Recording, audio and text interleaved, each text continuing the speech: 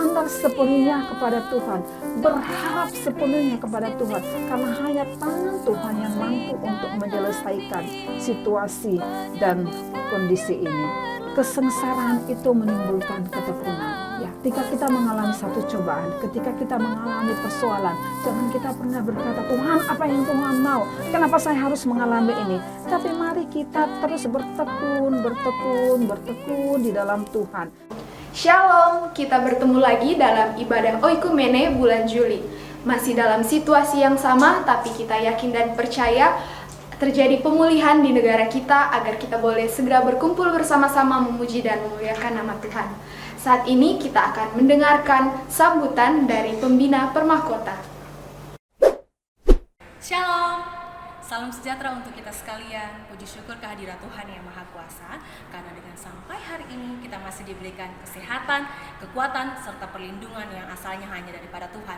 Kita bersyukur ibadah Oikumene Universitas Tadulako bulan Juli ini dapat terlaksana walaupun hanya melalui online. Nah, tema ibadah kali ini adalah panen di tengah pandemi COVID-19. Nah, kita tahu bersama dampak yang ditimbulkan pandemi COVID-19 itu melumpuhkan berbagai aspek kehidupan.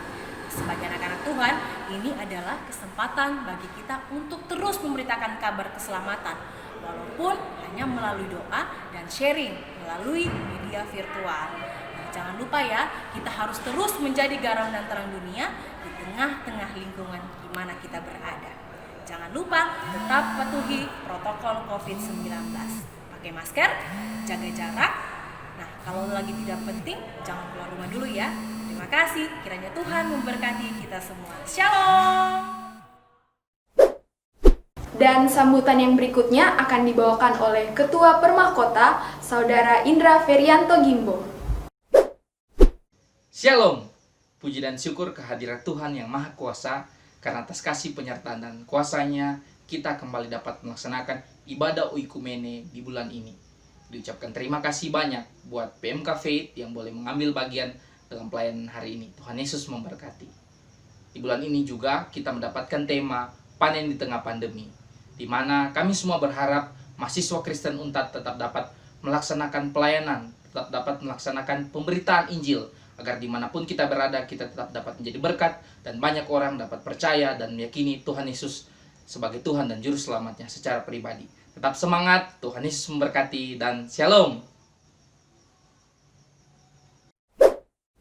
3, 2, 1. Saat ini kita akan langsung masuk ke dalam rangkaian ibadah, dan ibadah ini akan dilayani oleh teman-teman kita dari PMK Faith. Semoga semua terberkati. Shalom, mengucapkan puji nama Tuhan, bersyukur buat kasih kemurahan Tuhan kita bisa beribadah pada siang hari ini. Walaupun dalam situasi pandemi ini kita tidak bisa berkumpul bersama-sama, namun kita percaya bahwa Tuhan bertahta dalam ibadah kita pada siang hari ini. Untuk itu kita akan menyiapkan hati dan pikiran kita. Mari kita fokus untuk memuji dan membesarkan nama Tuhan, sebab hanya Tuhan yang layak untuk dipuji dan ditinggikan. Terima kasih Tuhan.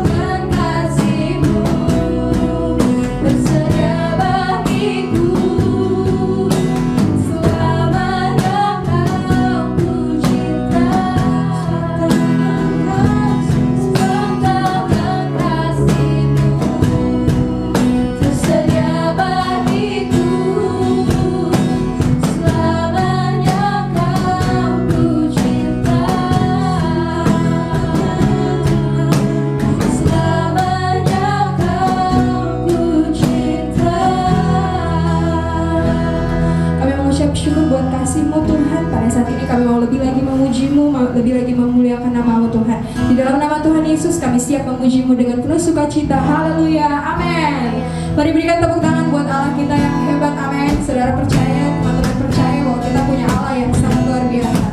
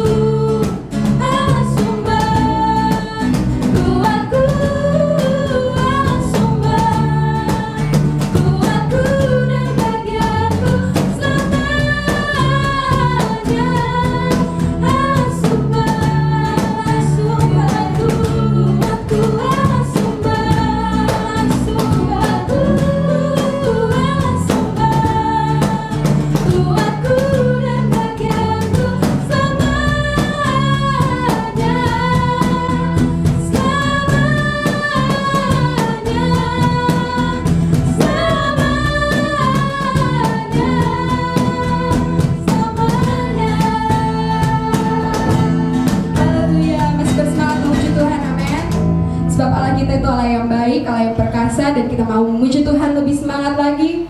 Kita angkat satu pujian yang berkata, sebab Kau baik.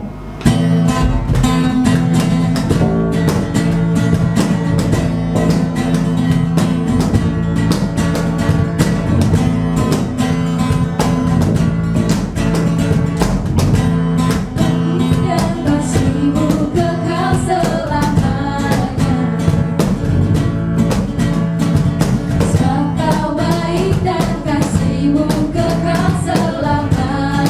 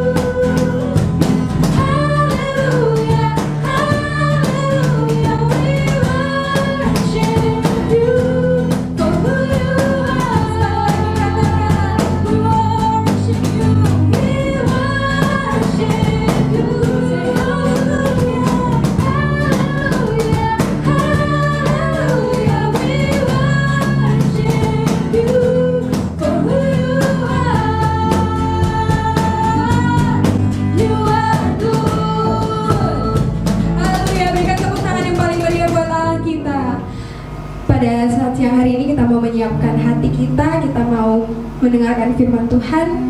Mari kita siapkan hati dan pikiran kita mau fokus untuk mendengarkan firman Tuhan.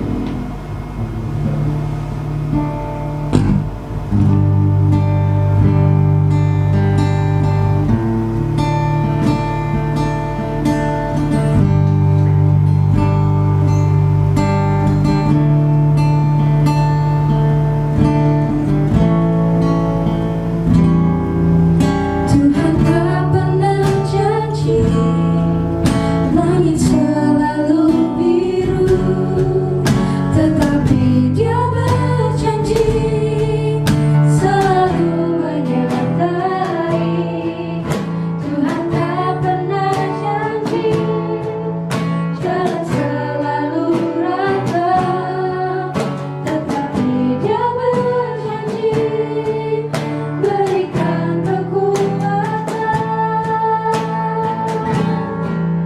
Jangan pernah menyerah, jangan berputus asa. Mujizat Tuhan ada saat hati menyembah. Jangan pernah menyerah, jangan berputus asa. Mujizat Tuhan ada bagi yang setia dan percaya.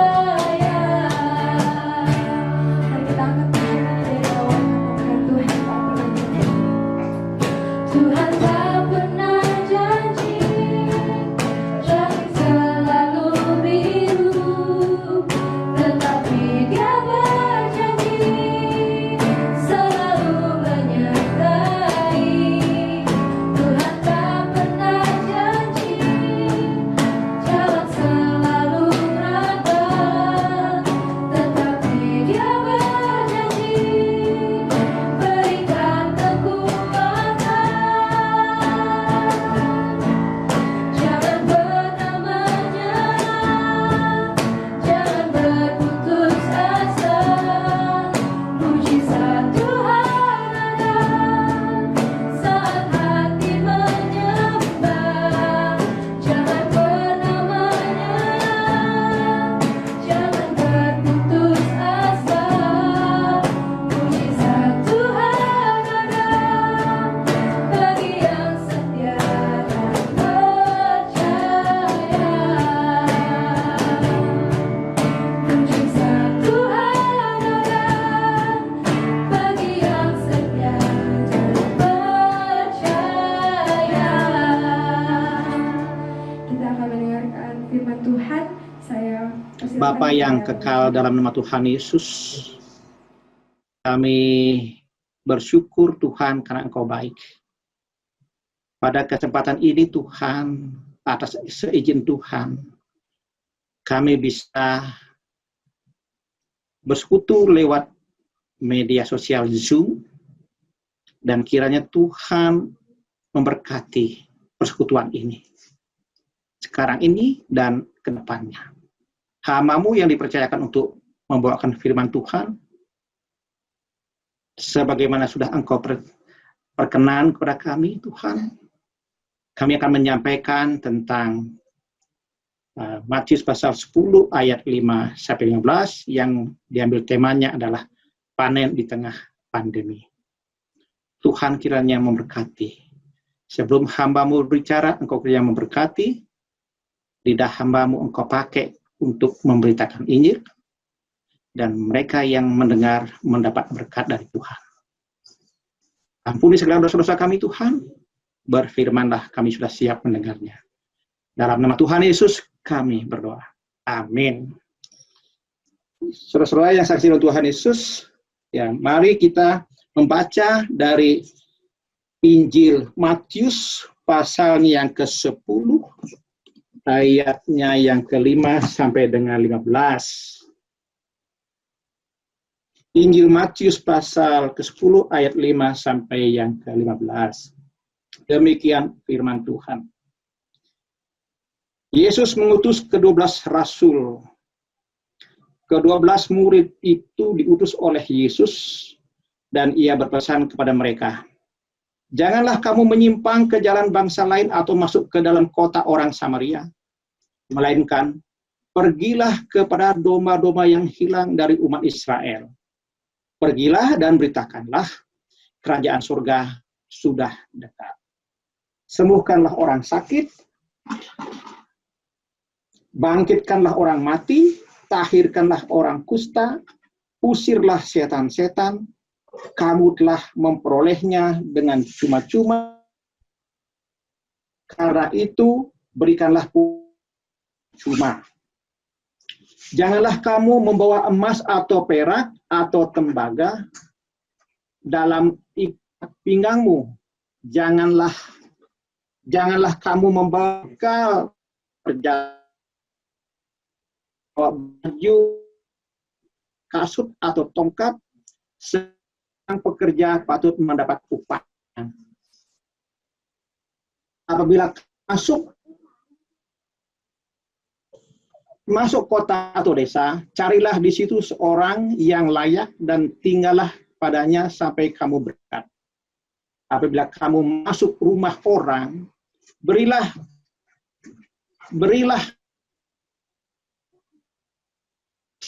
mereka. Jika mereka layak menerimanya, salamu itu turun ke atas. Jika tidak, salamu itu kembali ke. Dan apabila seorang tidak menerima kamu dan tidak mendengar perkataanmu, keluarlah, tinggalkanlah rumah atau kota itu, dan kebaskanlah. Aku berkata kepadamu, sesungguhnya pada hari penghakiman, tanah Sodom dan Gomora akan lebih ringan daripada kota itu. Demikian pembacaan firman Tuhan. Berbahagialah mereka yang membaca serta merenungkan firman Tuhan dalam kehidupannya sehari-hari. Haleluya. Saudara yang saya kasih dalam Tuhan Yesus, para mahasiswa, para dosen, dan tenaga pendidik yang ada di lingkungan Universitas Tadulako, dalam hal ini khususnya Persatuan Permahkota. Tema yang diberikan kepada saya itu panen di tengah. Dari pembacaan tadi, ya, saya dalam PowerPoint saya menggambarkan sini, menayangkan tentang Yerusalem. Ya. Kenapa? Karena Yerusalem itu semua para ahli Alkitab yang saya baca, pandangannya sekarang adalah tertuju kepada Yerusalem. Kita lihat bahwa Yerusalem ini, ya, di situ tergambar ada bangunan seperti, ya, Dome of the Rock, ya, ada Masjid Al-Aqsa, dan juga masih tidak ada kedamaian di sana, ya, antara bangsa Yahudi dengan Palestina, masih bersengketa soal warisan, soal perbatasan. Maka daripada itu, mata rohani kita tertuju kepada mereka, karena kita pada akhirnya nanti akan menuju ke sana dengan mudah daripada kitab Wahyu.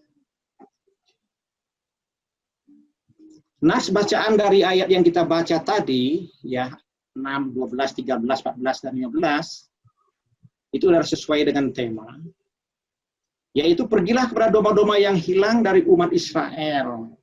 Maksudnya adalah orang-orang Kristen yang tersesat di masa pandemi ini. Banyak orang-orang Kristen yang mengalami suatu, dalam hal ini adalah permasalahan. Pergilah kepada mereka, jika salammu diterima, maka salam itu kembali kepadamu, tetapi sebaliknya tidak diterima dan mau mendengarkan perkataanmu, maka tinggalkanlah mereka itu, kebaskan debu dari kakimu. Sesungguhnya pada hari penghakiman, tanah Sodom dan Gomora akan lebih ringan tanggungannya daripada kota itu. Harus dipahami oleh semua orang percaya pada masa pandemi ini. Pertama, untuk jemaat atau mahasiswa, dosen, dan tenaga pendidik, bagaimana bisa memahami dampak daripada COVID-19 sekarang ini? karena telah melumpuhkan berbagai sendi kehidupan sosial. Nah, kita lihat itu, ya, kita akui bahwa faktanya seperti itu. Nah, apakah itu harus juga menimpa pada orang-orang yang sudah percaya kepada Tuhan Yesus? Kita lihat banyak masih mereka gelisah. Ya. Kedua, bagi jemaat juga harus paham betapa manusia tidak bisa berbuat apa-apa dalam kondisi ketidakpastian akibat ya COVID-19 ini. Namun saya garis bawahi di sini, tidak berlaku bagi orang yang sungguh-sungguh percaya kepada Tuhan. Ya, nanti kita teruskan dalam slide-slide berikutnya. Jemaat juga harus paham justru di balik semua yang serba tidak pasti itu, masih tetap terbuka jalan untuk upaya pemberitaan Injil.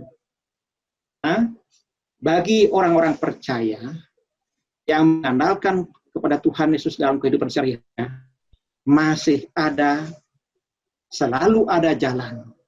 Maka dari itu sebentar kita akan menyanyikan itu bersama-sama. Sasaran dan target dari tema ini, jemaat tetap selalu termotivasi oleh Roh Kudus, sehingga karenanya kita bisa berkomitmen untuk selalu memberitakan Injil. Pertanyaannya sekarang adalah, apa itu Injil? Apa itu Injil? Kedua, apakah pandemi menjadi penghalang? Yang ketiga, sarana dan prasarana untuk memberitakan Injil itu bagaimana? Dan dananya dari mana? Itulah yang menjadi titik tolak kita pada ya. Kita sudah tahu semuanya bahwa Injil adalah bahasa Inggrisnya adalah gospel ya, gitu. Itu bahasa Yunani-nya itu terdiri dari kata iu, artinya indah, dan angelion yang artinya berita. Jadi ium angelion ya. Jadi bisa diartikan bahwa berita yang indah atau terbaik ya. Jadi kalau kita bertanya kepada semua hamba Tuhan, apa itu Injil? Pasti jawabannya adalah kabar baik. Ya, kemudian ditambah ini, tambah itu versi-versi daripada tafsir. Ya. Kemudian kabar baik, ya. Baik apanya? Ya. Dari sudut pandang manusiakah atau dari sudut pandang Tuhan? Jawabannya sudah pasti dari sudut pandang Tuhan, dan bukan dari manusia. Kalau dari manusia itu macam-macam itu, baik menurut sudut pandang ini, sudut pandang itu. Tapi kalau dari sudut pandang Tuhan, baik itu berarti benar, ya. Benar, dan itu bisa membawa kepada damai sejahtera dan bisa mengubahkan transformasi dari kehidupan yang lama menjadi kehidupan yang baru. Nah, konten Injil yang disampaikan adalah ketika kita menghadapi permasalahan sekarang ini, ya, kita lihat saja apakah orang butuh konseling kekuatan. Ya, sekarang ini orang-orang membutuhkan konseling. Siapakah yang bisa memberikan konseling? Ya tentu orang-orang percaya. Tuhan sudah urapi untuk melakukannya. Juga orang-orang yang ada kerinduan, Tuhan pasti akan tambahkan.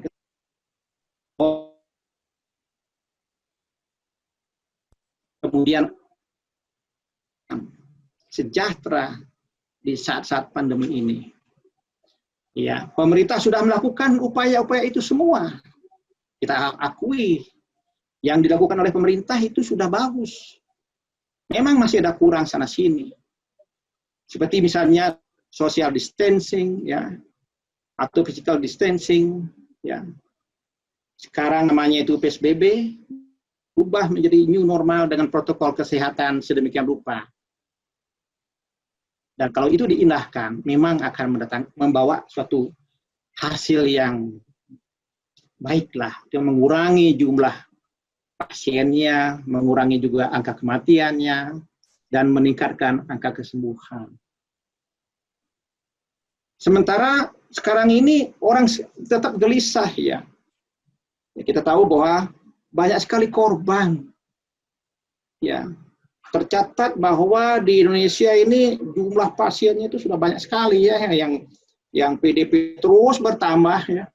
Kemudian pasien meninggal itu bertambah. Terakhir data yang saya baca ya, itu adalah 2.200. Angka kesembuhan terus meningkat juga. Tapi korban dokter dan para medis juga banyak. Tercatat 37 dokter yang meninggal ya. Itu dia. Demikian fakta-fakta ya. Kita dengar bagaimana ada keluarga dokter ya. Keluarga itu di Madura meninggal, bapaknya, ibunya, dokter, istrinya meninggal ya. Kemudian sementara juga terus bertambah tuh pasien PDP, ODP, OTG, sekarang ada terminologi lagi KTG, artinya COVID tanpa gejala. Kalau OTG itu tanpa gejala, sekarang ada orang-orang yang tanpa gejala tapi dia positif terkonfirmasi. Gitu. Jadi itu fakta-faktanya. Permasalahan yang dihadapi kita semua dan bagaimana pandangan mengenai penyebab kematian. Ya, pandemi kita sudah alami sekarang. Kalau kita melihat dari sudut pandang Alkitab, apa yang katakan? Ternyata penderitaan ataupun sakit penyakit itu disebabkan oleh karena satu, kutuk. Kedua, ya. Ketiga, oleh karena penyakit. Itu membawa penderitaan. Orang ya semenjak Adam dan Hawa jatuh dalam dosa, kutuk berlaku sehingga orang susah. Ya. Terlebih-lebih lagi apabila sudah ada berdosa, maka sakit penyakit, penderitaan, stres dan sebagainya itu dialami. Ya. Penyakit seperti pandemi ini. Nah, kalau ada keduanya dari masa kutuk atau dosa itu hadir dalam kehidupan itu. Dan kita alami sekarang, kita masa kutuk, kita juga sedang masa-masa dosa juga. Walaupun sudah ada anugerah Tuhan untuk penyelamatan. Tapi kuasa kutuk itu, kuasa dosa masih menghinggapi kita. Maka itu akan sangat mengikat kita dan itu akan berat dirasakan. Dan ini akan menimbulkan suatu potensi stres, atau depresi, atau fobia, atau psikosis, sampai dengan schizophrenia.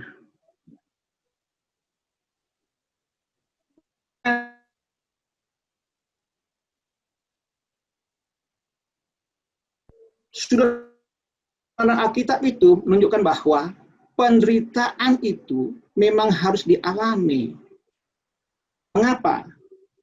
Bagi orang Kristen, bagi orang percaya, itu penderitaan itu memang kita harus alami. Sama seperti Tuhan Yesus juga sudah mengalami terlebih dahulu menderita. Ya, banyak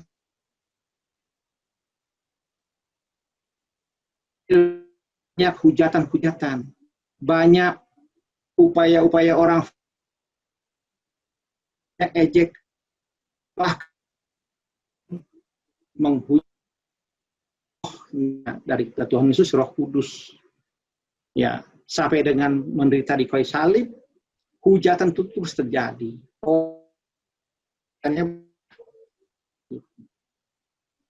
Kita selaku orang percaya, orang-orang yang ditebus oleh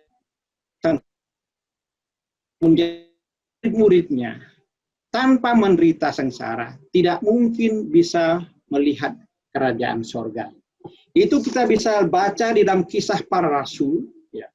Kisah Para Rasul pasalnya yang ayat 22. Ya. Saya akan bacakan di sini. Ya. Demikian firman Tuhan. di tempat itu mereka menguatkan hati murid-murid dan menasihati mereka supaya mereka bertekun di dalam iman dan mengatakan bahwa untuk masuk ke dalam kerajaan Allah kita harus mengalami banyak sengsara. Ya, untuk masuk ke dalam kerajaan Allah kita harus banyak sengsara. Ya, itu yang tertulis oleh Rasul Paulus ya kepada orang-orang ya. Nah, Tuhan Yesus juga menderita lebih dahulu. Apa juga yang dialami oleh Ayub, melihat penderitaannya menjadi titik tolak keselamatannya.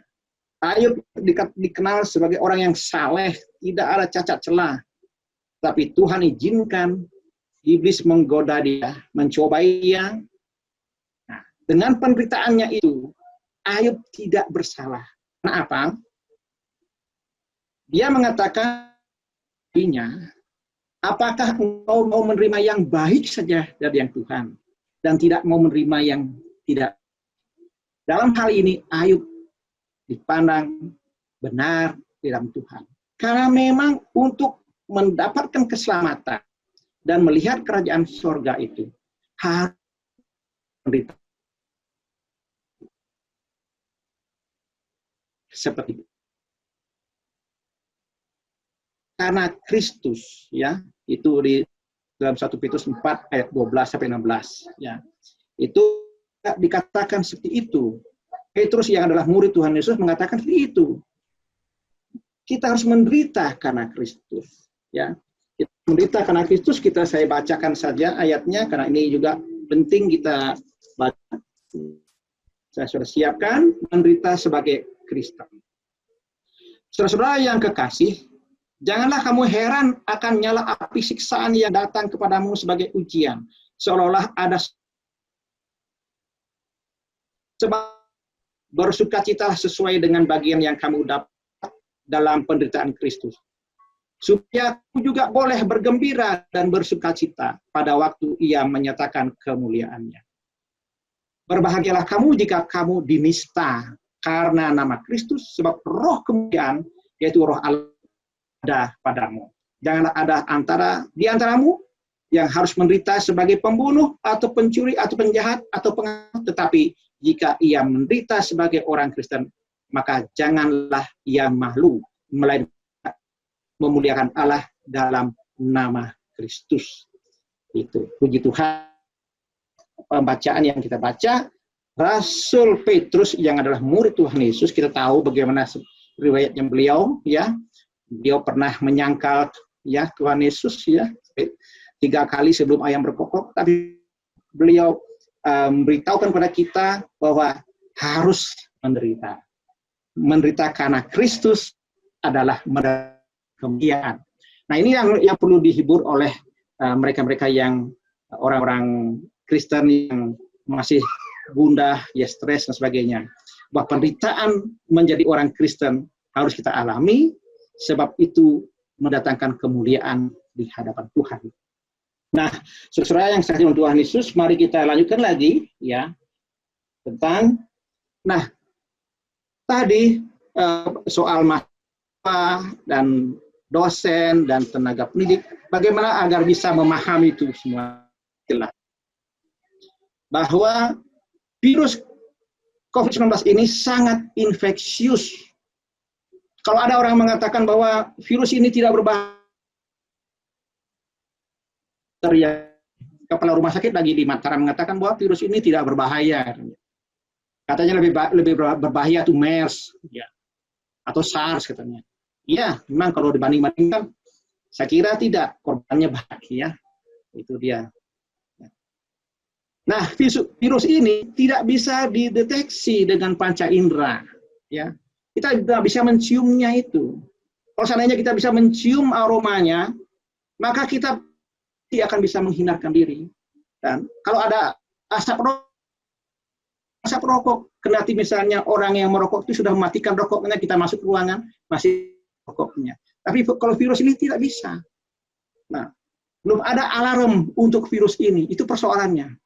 Makanya, ketika orang masuk ke dalam pesawat, satu saja atau beberapa orang misalnya ada yang berpenyakit itu, dan virusnya itu akan keluar lewat udara pernapasannya, dan itu mengalami turbulensi di dalam ruang di dalam pesawat itu.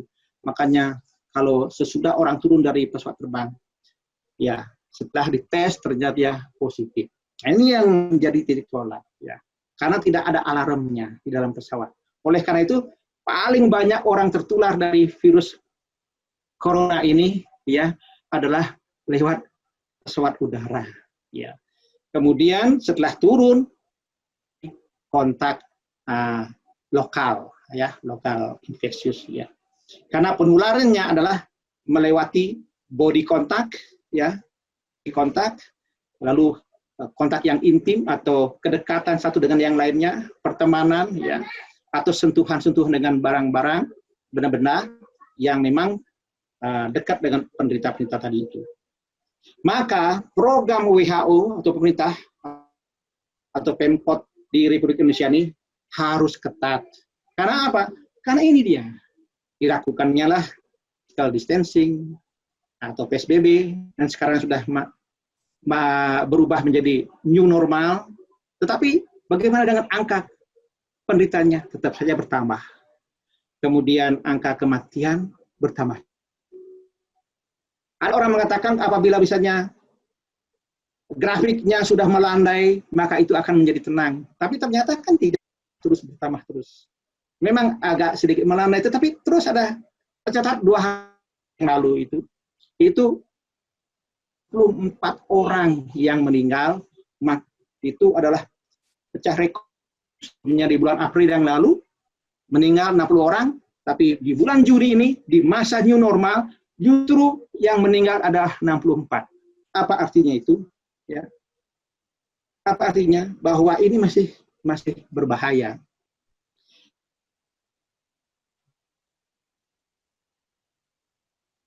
Maka daripada itu, ya apalagi dalam hal ini negara, kita semua mungkin mau nggak mau pasar harus dibuka, ya, sebagainya. Tetapi ini sangat berisiko.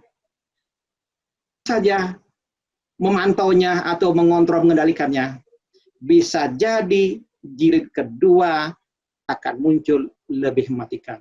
Wah, ini saya sebetulnya tidak enak menyampaikan ini, ya. Tapi oleh karena memang di Tiongkok juga masih terus ada, ya. Amerika juga, aduh, ya, di mana-mana tuh masih terus ada, ya, penyakit-penyakit. Ya. Dan ringannya itu berbeda, tergantung kepada masing-masing negara, ya, memanage itu semua, ya. Nah, persoalan lain daripada keganasan ini adalah di mana virus ini menyerang saluran pernapasan bagian bawah, yaitu, ya, itu ada alveoli, ya, alveolus, itu yang ditutupi semua. Itu mengalami istilahnya sekarang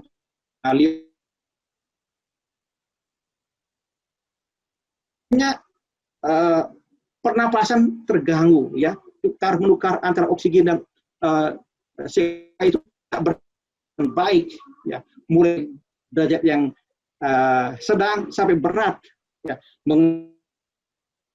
Ya, saya pernah melihat itu videonya bagaimana orang meninggal, luar biasa, ya. Kemudian juga dikatakan bisa menyerang jantung, ya, bisa menyerang ginjal, liver, ya.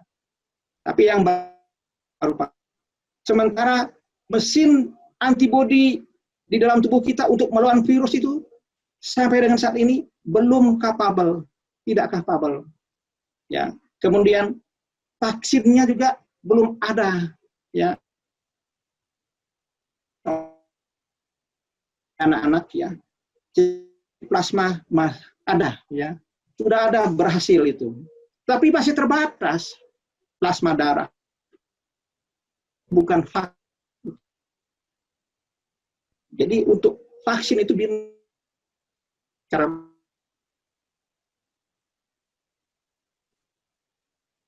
sekarang ini sedang sementara diuji klinik di Wisma Atlet, ya, di Jakarta, ya, ramuan fitofarmaka yang terdiri daripada, ya, jahe, itu meniran, ya, daun sembung, ya, itu yang pahit-pahit itu, daun sembung itu daun pahit sekali itu nanti, ya.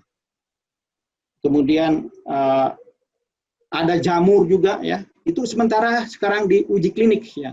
Kalau itu berhasil, maka ada obatnya, ramuannya. Nah, memang terbaik. Sehingga pilihan sekarang bagi semua, kita harus sepakat. Negara dan kita, new normal life sekarang, physical distancing-nya, new normal sekarang masih menjalan, karena ini masih bisa mencegah penyebaran COVID-19. Kemudian pada Alkitab, bagaimana penyakit ini di Alkitab?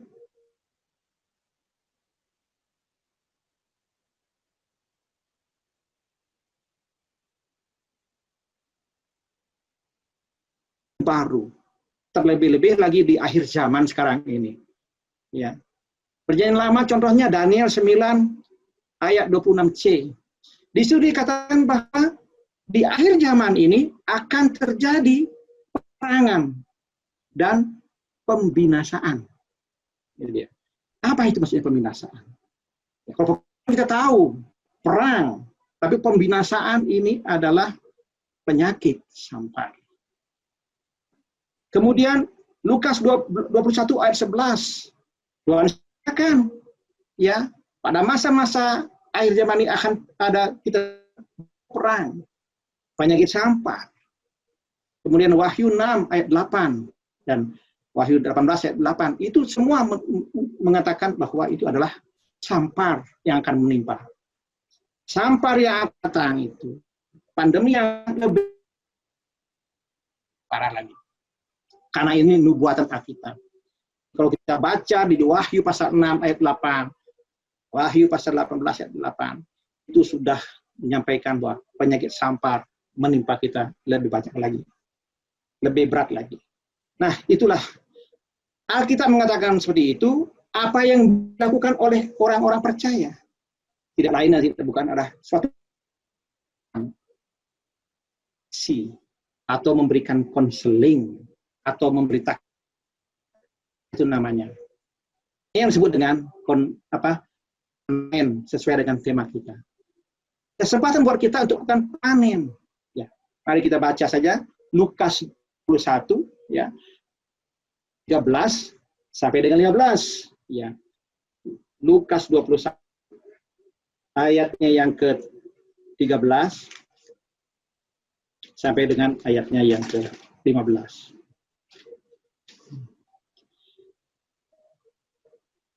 Hal itu akan menjadi kesempatan untuk bersaksi, demikian firman Tuhan.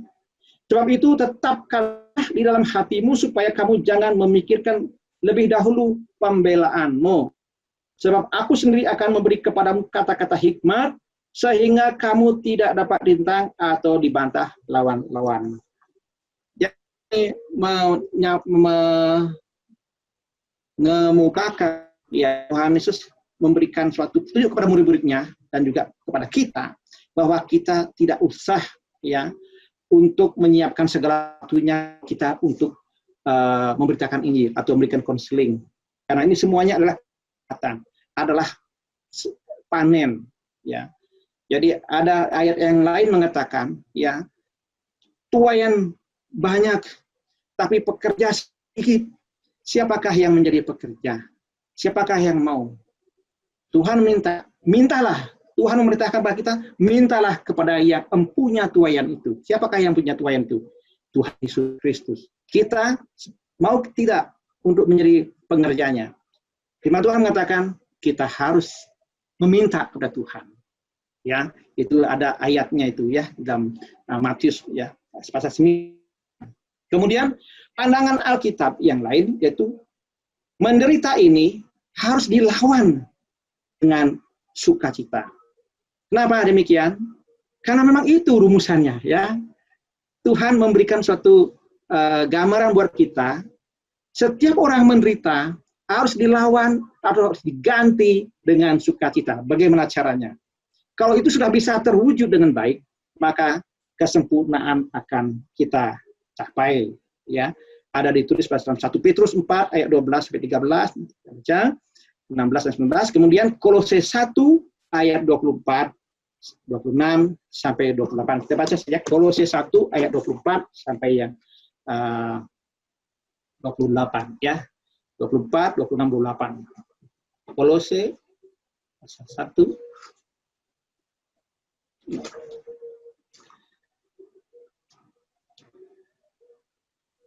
Sekarang aku bersukacita bahwa aku boleh menderita karena kamu dan menggenapkan dalam dagingku apa yang kurang pada penderitaan Kristus untuk tubuhnya, yaitu jemaat.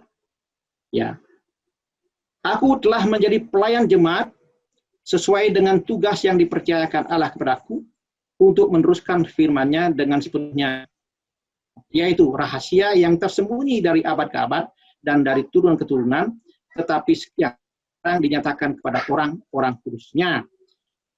Ayat 28, Allah beritakan apabila tiap-tiap orang kami nasihati, tiap orang kami ajari dalam segala hikmat, memimpin tiap-tiap orang kepada kesempurnaan di dalam Kristus. Amin. Saudara, itu dia firman Tuhan ya. Kesempurnaan. Jadi apabila orang yang sedang mengalami pandemi sekarang, kita memberikan konflik, Tuhan memberkati dan mendatangkan sukacita untuk kita semua. Maka itu yang disebut dengan kesempurnaan. Ya, firman Tuhan mengatakan, hendaklah kamu sempurna, karena Bapamu di surga adalah sempurna. Siapakah yang bisa kami kesempurnaan itu? Yaitu kita orang-orang kudus yang mau melakukan firman Tuhan di tengah-tengah pandemi sekarang ini, yaitu menghibur orang, kemudian menguatkan orang, kemudian berikan suatu pelayanan-pelayanan sedemikian rupa, diakonia dan sebagainya, sehingga akhirnya semuanya menjadi sempurna di hadapan Tuhan Yesus. Itu demikian. Kemudian, ya, paham betapa manusia tidak bisa berbuat apa-apa dalam kondisi ketidakpastian akibat COVID-19 ini. Namun saya garis bawahi, tidak berlaku bagi orang-orang percaya. Setelah kita baca tadi, setelah kita renungkan tadi ayat-ayatnya, ternyata jangan takut, ya. 2 Timotius pasal yang 1 ayat 7 mengatakan karena Tuhan tidak memberikan kepada kita tentang roh ketakutan, tetapi roh kekuatan, roh kasih, dan ketertiban. Artinya, kita tidak usah takut dengan pandemi ini. Jadi, bagi orang yang tidak percaya, tentu inilah yang harus kita layani. Ya, mereka serba khawatir, ya, serba tidak ada kepastian. Kasih orang menjadi dingin. Kesaksian sedikit ya, mengenai serba khawatir ini. Ada ahli psikiater mengatakan bahwa orang mati karena COVID-19 itu bukan saja karena COVID-nya, tapi juga oleh karena stresnya. Karena stresnya itu melumpuhkan imunitasnya, sehingga akhirnya infeksinya menjadi jadi. Sehingga, ya, dibayangkan orang yang ke rumah sakit, ketika ada di ruang isolasi, mereka tidak didampingi oleh siapa-siapa. Perawat tidak ada mendampingi, keluarga tidak ada mendampingi, siapapun tidak ada yang mendampingi. Yang ada adalah orang-orang sakit yang lain yang serba parah, ya. Semua masing-masing membawa masalah-masalahnya. Tapi bagi orang yang percaya, ya, menderita itu, kita lihat ada kesaksiannya. Banyak yang bisa sembuh, ya itu. Tapi sebaliknya bagi orang-orang yang tidak percaya, mereka khawatir. Sehingga akhirnya penyakitnya menjadi-jadi dan akhirnya bawa kepada kematian. Ya, di masa-masa pandemi ini, ya, orang yang tidak sakit karena masalah social distancing, ya, physical distancing, PSBB dan juga normal, gitu, orang nggak bisa bergerak, ya. Mungkin ada terbelit masalah keuangan dan sebagainya. Tidak sedikit loh, ini ada yang ya ingin bercerai. Di masa pandemi ini ada pasangan suami istri. Orang percaya loh ini ingin bercerai. obat itu banyak. Kemudian orang depresi, ya banyak gitu. Kemudian psikosa, ya kalau psikosa itu sudah gangguan daripada alam bawah sadarnya, ya itu menjadi jadi, ya kepribadiannya sudah berubah, ya menjadi schizophrenia, ada waham, ada halusinasinya. Nah ini yang terjadi pada orang-orang di masa-masa sekarang ini. Kalau kita tanya kepada psikiater, ahli-ahli kesehatan jiwa, mereka akan mengungkapkan itu semuanya. Sebaliknya, bagi orang percaya, masih serba terbuka peluang untuk ber-PI. Ya. Itu untuk orang-orang yang Kristen, tapi mungkin masih gelisah. Tapi kalau kita layani mereka, kita kasihkan konseling, ya maka perubahannya. Karena Tuhan menyertai, orang itu pasti akan bisa dipulihkan, ya. Karena firman Tuhan mengatakan dari Roma pasal 10 ayat 13, barang siapa yang berseru kepada nama Tuhan, dia akan diselamatkan, artinya dipulihkan. Dan ini harus bisa kita laksanakan sebaik-baiknya. Sebagian kecil mereka sudah bisa beradaptasi. Ya, ada orang-orang yang dengan kondisi ini mungkin dia sudah pemahamannya, pengetahuannya bagus, dia sudah bisa beradaptasi. Tapi bagi orang yang lahir baru, dia akan mendapat perlindungan Tuhan. Ya, saya ulangi lagi, bagi orang Kristen, ya orang percaya yang lahir baru, itu mendapat perlindungan Tuhan.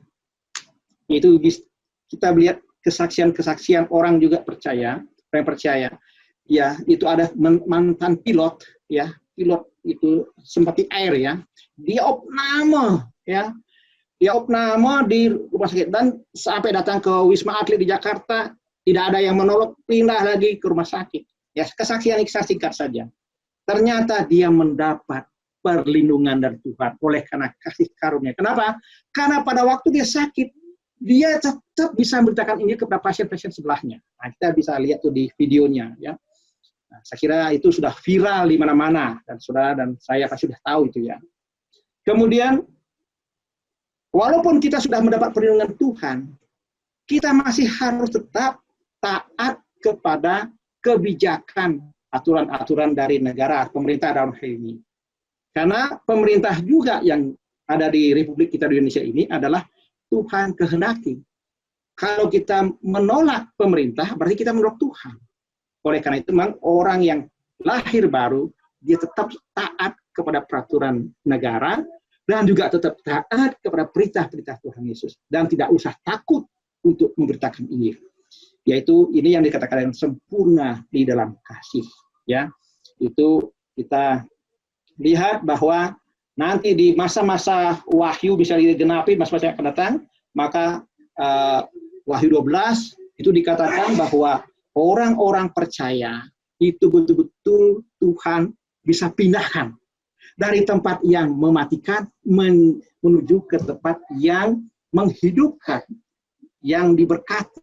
Ada ditulis dalam Wahyu 12 itu tentang wanita, ya perempuan yang mengandung, ya itu adalah gereja yang mengandung itu jemaat baru, jemaat kudus, ya dia mau diterkam oleh kuasa-kuasa gelap, iblis, si naga itu, ya tapi Tuhan memindahkannya, ya bayi yang lahir Tuhan angkat, kemudian wanita itu dia diberikan kedua sayap burung nasar, burung Raja Wali untuk dipindahkan ke padang gurun yang sudah disiapkan. Itu ada di kitab Wahyu. Nah, kalau kita renungkan firman Tuhan, ini luar biasa pekerjaan Tuhan untuk orang-orang percaya.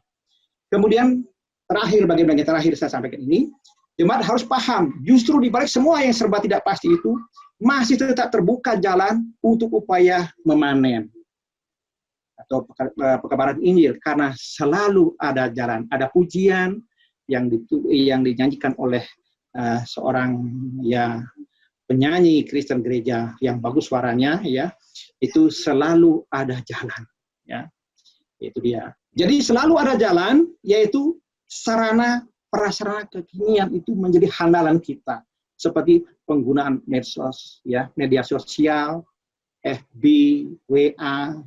Saya yang tadinya kurang bisa menggunakan itu, sekarang saya dipaksa bisa melakukan itu. ya. Karena itu baik di hadapan Tuhan. Saya lakukan saja itu, ya. Kemudian Messenger dan sebagainya, ya. Google Zoom seperti sekarang ini Zoom, ya. Kemudian padi tetap sedang menguning dan tinggal kita panen saja. Saya bersaksi sedikit, ya. Saya seorang dokter, ya. Saya tidak bawa peralatan medis. Tapi ketika saya ketemu orang yang sakit, saya tidak bisa mengobatinya, ya. Physical distancing. Jadi saya hanya berdoa kepada orang, dan dia mau, orang Muslim sama orang Muslim, dan dia mau. Saya doakan dalam nama Isa Al-Masih. Kenapa? Isa Al-Masih tertulis dalam Al-Quran. Mereka tahu Isa Al-Masih tidak lain bukan adalah Yesus sebenarnya dipercaya oleh Tuhan, orang Kristen. Saya doakan hanya 1 menit, tidak sampai setengah menit saya doakan. Ternyata dia sudah pulih. Dia ada sakit mah, dia pulih. Seketika itu juga. Ya, jadi padi sedang menguning, kita panen saja, walaupun dia belum percaya, tapi kalau kita sungguh-sungguh doakan, iman sebesar biji sesawi akan mampu memindahkan gunung. Artinya bisa menyembuhkan. Jadilah pekerja untuk memanen kapan saja dan di mana saja. Walaupun kita tinggal di rumah, dengan media sosial kita bisa melakukan suatu penginjilan-penginjilan. Tuhan Yesus menyediakan. Inilah ayat yang terakhir yang kita baca sebagai penutup, ya, Matius pasal 9 ayat yang ke-38. Demikian firman Tuhan, ya. Matius 9 ayatnya yang ke-38. Demikian firman Tuhan. Karena itu mintalah kepada Tuhan yang empunya tuaian, supaya Ia mengirimkan pekerja-pekerja untuk tuaian itu. Siapakah yang akan dikirimkan oleh Tuhan? Tidak lain dan tidak bukan adalah saya dan saudara yang percaya kepada Tuhan Yesus. Mintalah, maka Tuhan akan memberikannya. Selalu ada jalan. Terima kasih. Mari kita tutup perundungan ini. Kita akan menutup ibadah ini. Mari kita angkat satu pujian sebab Kau besar.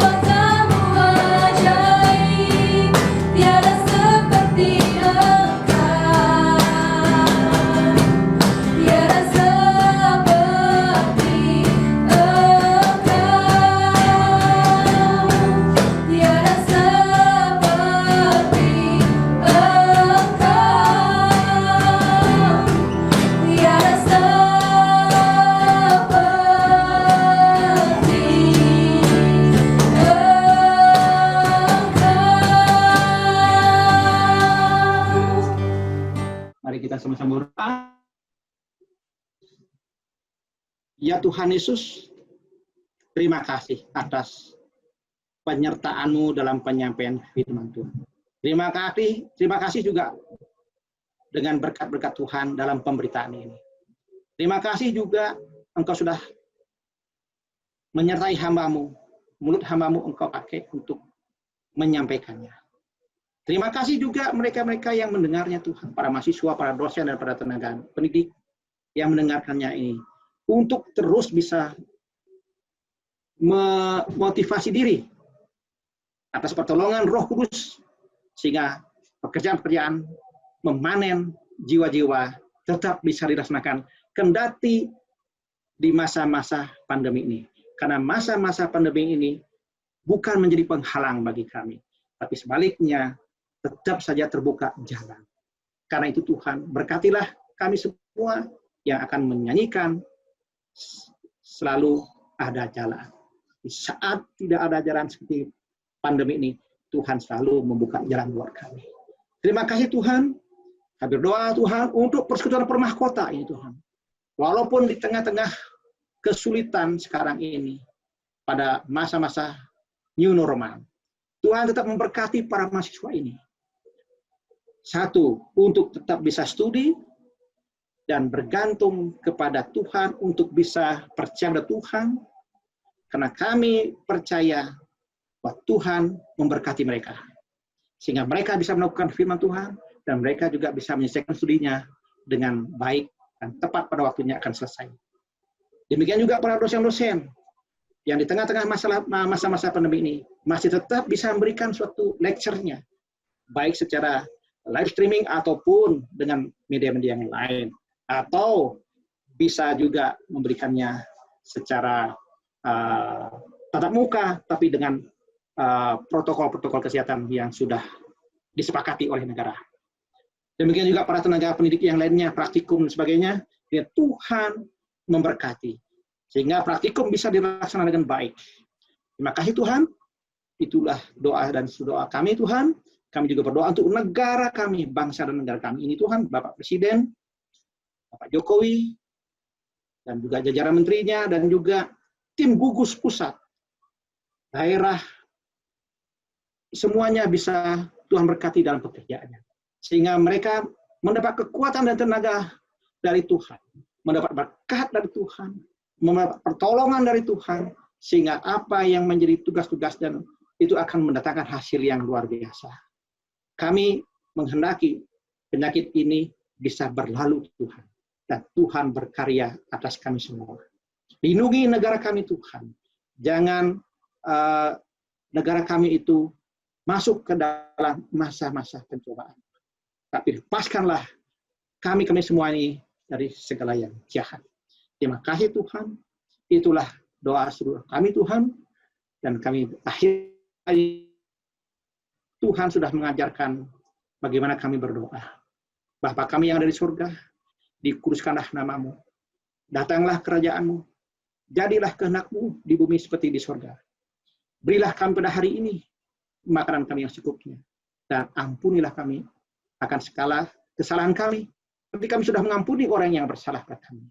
Dan janganlah membawa kami ke dalam pencobaan, tapi lepas kami dari yang jahat, karena Engkaulah yang punya kerajaan, dan kuasa, dan kemuliaan, sampai selama-lamanya. Amin. Demikian pembawaan firman Tuhan, kiranya Tuhan Yesus memberkati. Saudara-saudara, pulanglah dengan damai sejahtera, sambil menantikan berkat. Tuhan melindungi engkau dan memberkati engkau. Tuhan menampakkan wajahnya dan memberikan kasih karunia. Tuhan memberikan wajahnya dan memberikan damai sejahtera. Kiranya kasih karunia daripada Allah Bapa, Putra, Yesus Kristus, dan Roh Kudus menyertai saudara-saudara sekalian. Dari sekarang ini sampai selama-lamanya. Kita nyanyikan sama-sama. Amin. Amin. Amin. Amin.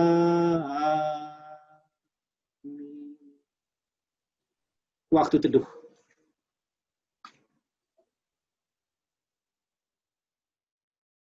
Saya yakin dan percaya kita semua diberkati oleh firman Tuhan yang sudah diberitakan. Kami ucapkan terima kasih kepada hamba-Nya yang boleh memberitakan kebenaran firman Tuhan kepada kita pada hari ini. Dan juga diucapkan terima kasih kepada teman-teman dari PMK Faith yang sudah boleh mengambil bagian pada hari ini. Ibadah bulan depan akan dilayani oleh teman-teman kita dari Prisma Science. Sampai jumpa bulan depan, Tuhan Yesus memberkati.